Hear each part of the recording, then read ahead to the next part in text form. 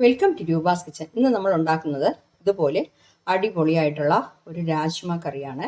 അതായത് kidney beans എന്ന് പറയും. അതുകൊണ്ടൊരു കറിയാണ്. കണ്ടോ, തിക്കായ ഗ്രേവിയോട് കൂടി നമ്മൾ ചെയ്തിട്ടുണ്ട്. നല്ല ടേസ്റ്റായിരിക്കും. നമ്മുടെ ഹെൽത്തിനും വളരെ നല്ലതാണ്. ചപ്പാത്തി, പൂരി, അപ്പം, ദോശ, ചോറ് എല്ലാത്തിൻ്റെയും കൂടെ കഴിക്കാൻ നല്ലതാണ്. അപ്പോൾ വീഡിയോ ഫുള്ളായിട്ട് കാണണം. കണ്ടിട്ട് നിങ്ങളൊന്ന് ട്രൈ ചെയ്ത് നോക്കണം. അതെങ്ങനെ ചെയ്യണമെന്നുള്ളത് നമുക്ക് നോക്കാം. അപ്പം ഞാനിന്ന് ഈ രാജ്മ പയർ കൊണ്ട് ഉള്ള കറി ഉണ്ടാക്കാനായിട്ട് കണ്ടോ, ഇപ്പോൾ ഈ കളറാണ് ഞാൻ വാങ്ങിച്ചത്. ലൈറ്റ് കളറിലുള്ളതും ഉണ്ട് കേട്ടോ, അതും മേടിക്കാം. അപ്പോൾ ഇത് വന്നിട്ട് ഒരു 1/4 കിലോ ഉണ്ട്.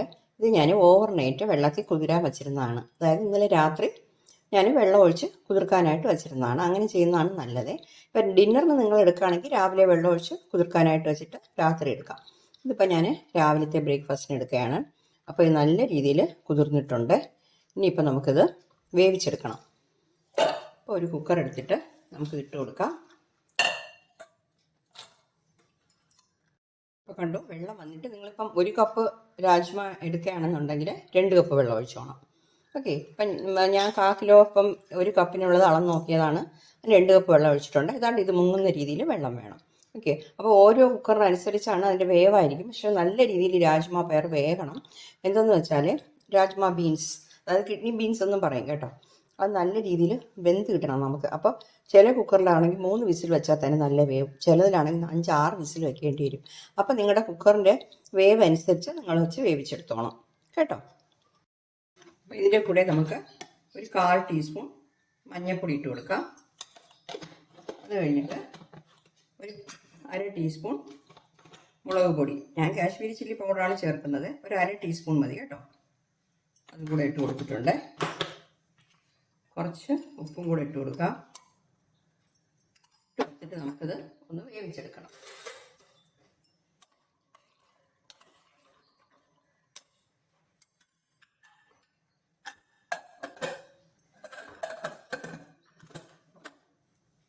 വേകട്ടെ.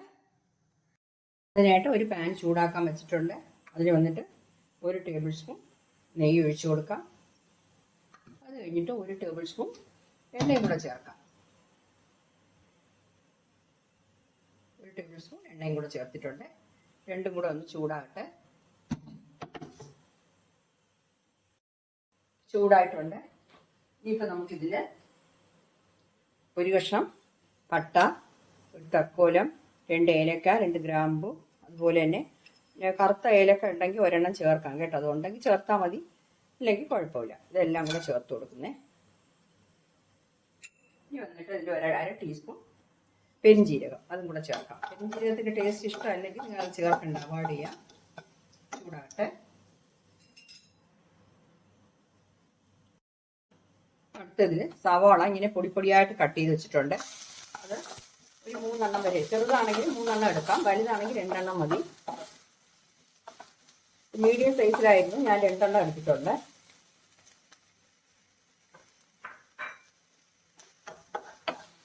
ഒന്ന് നല്ല രീതിയിൽ വഴറ്റണം.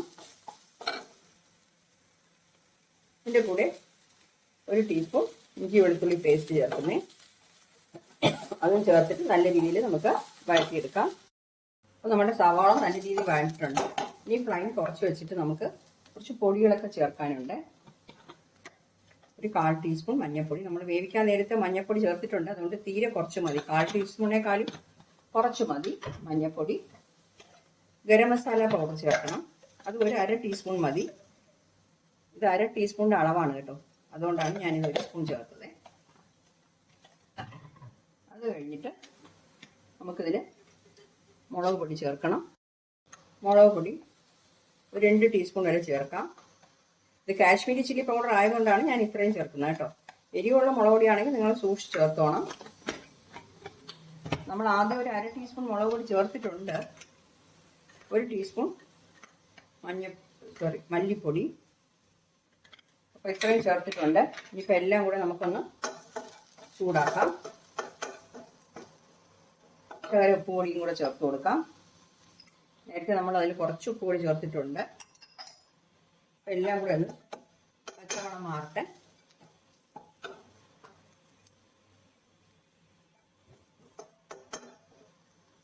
അപ്പോൾ ഇതിൽ നമ്മൾ ഒരു വലിയ തക്കാളി ഒന്ന് ഇതുപോലെ ചെറുതായിട്ട് കട്ട് ചെയ്ത് വെച്ചിട്ടുണ്ട്. ചോപ്പർ ഉണ്ടെങ്കിൽ ചോപ്പ് ചെയ്ത് എടുക്കാം. അതും കൂടെ ഇട്ട് നല്ല രീതിയിലൊന്ന് വഴറ്റിയെടുക്കാം. ചെറുതാണെങ്കിൽ 2 എടുത്തോണേ. അപ്പോൾ ഇതും കൂടെ ചേർന്ന് നല്ല രീതിയിൽ വഴറ്റിയെടുക്കട്ടെ. ഇതൊക്കെ ചെറുതായിട്ട് അരിഞ്ഞിട്ട് നല്ല രീതിയിൽ വഴറ്റിയെടുക്കുമ്പോൾ നമ്മുടെ ഗ്രേവി നല്ല തിക്കായിട്ട് കിട്ടും.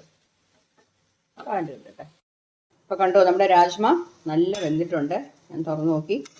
എൻ്റെ കുക്കറിൽ കുറച്ച് സമയമാവും, ചെറിയ കുക്കറാണ്, അതുകൊണ്ട് ഞാൻ 5-6 വിസിൽ വെച്ചു. നിങ്ങൾ കുക്കറിൻ്റെ ഇതനുസരിച്ച് നിങ്ങൾ ചെയ്തോണം. കേട്ടോ, നല്ല രീതിയിൽ വെന്തിട്ടുണ്ട്. ഇതിൻ്റെ കൂടെ നമ്മൾ വേവിച്ച് വെച്ചിരിക്കുന്ന രാജ്മ ചേർത്ത് കൊടുക്കാം.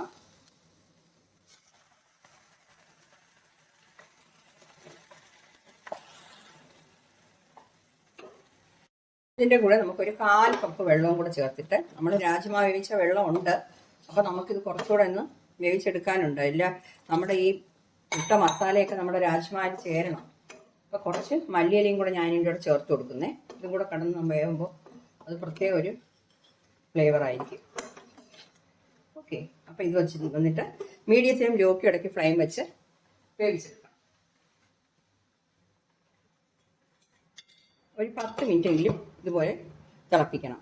അപ്പോഴേ നമ്മുടെ മസാലകളൊക്കെ രാജ്മയിൽ പിടിച്ചിട്ട് സൂപ്പറായിട്ട് കിട്ടുകയുള്ളൂ. ഇടയ്ക്ക് ഒന്ന് തുറന്നു നോക്കി ഇളക്കി കൊടുക്കാം.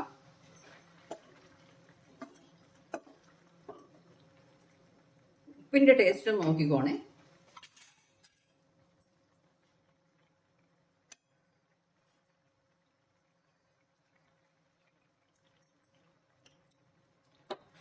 ശകലം ഉപ്പ് കൂടെ വേണം എനിക്ക്. എരിവ് കറക്റ്റായിട്ടുണ്ട് കേട്ടോ. ശകലം ഉപ്പും കൂടെ ചേർക്കുന്നു.